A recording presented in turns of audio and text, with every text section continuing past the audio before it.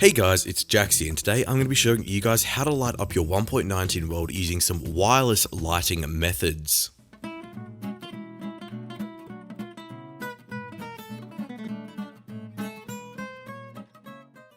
Now, I have 3 lighting methods to show you, but we're going to start with the easiest and move on to the most difficult, which isn't even that difficult, just uses a little bit more redstoning. Now, our first method is hidden in the trees. Let's go for a casual stroll down this tree sort of area, and you can see the trees are lighting up around me, which just creates this mystical and enchanted feeling around you. It gives it some lovely ambiance. So you could set this up leading up to your house, an enchanted castle, or just in a nice park somewhere.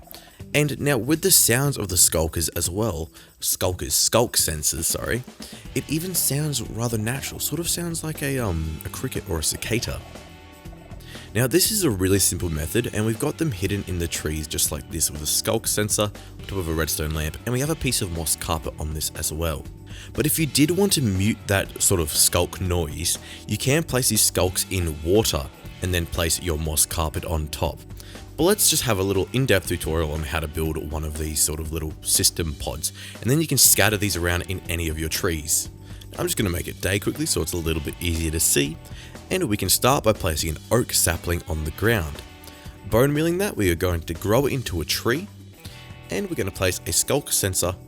We're going to break this here, break a block, place a redstone lamp, and then place a skulk sensor on top of that. See, if I make any sort of movement, it'll detect.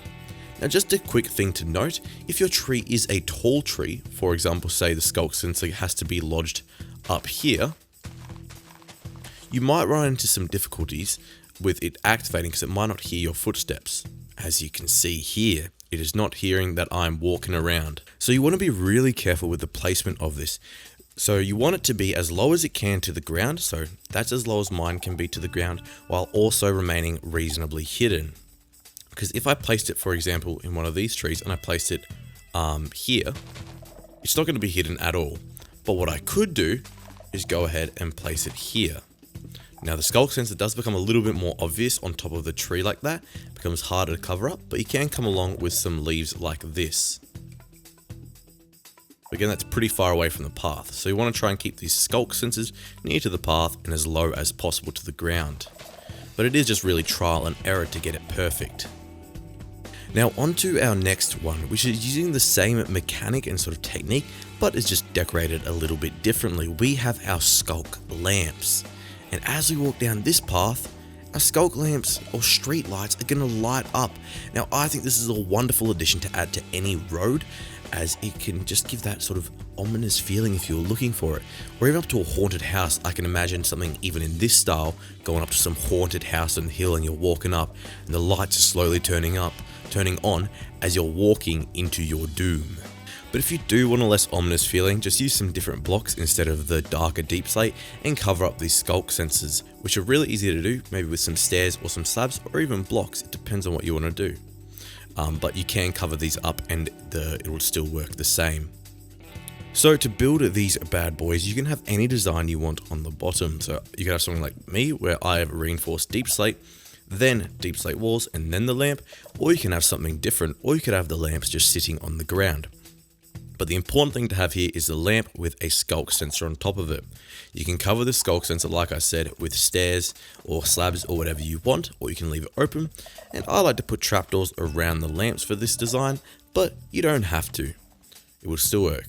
You see here the skulk sensors are also communicating between each other, so they are turning on together. Now onto our final one. This is sort of has a runway light sort of feel, but you could use this in your street or up to a modern mansion even. It can look fantastic in those situations, or you can use it in a path anywhere. Let's have a look at it. These are wireless lights that light up as you walk by them, which just makes you feel so awesome. Makes you feel very epic. It makes you feel like you're on a runway to like a super fashion show or something. Look at my wizard outfit. This is definitely a wizard fashion show. Now, the redstoning behind this is a little bit more complicated because unlike those ones over there, the skulk sensors are completely hidden, so you cannot see them at all, and that is because they are underground. right here. So you've got a simple redstone setup here, which I will show you how to build now. To start this build, dig down 4 and make a 4x7 hole, so it's 4 down, 7 wide. Place a sculk sensor in the middle of this hole, repeater on both sides, repeat a block, I'm using orange concrete, redstone torches on those blocks, a block on top of those redstone torches with another redstone torch, and then your redstone lamps. Then you can fill in the rest with your path block, and now when you walk, we'll wait for them to turn off.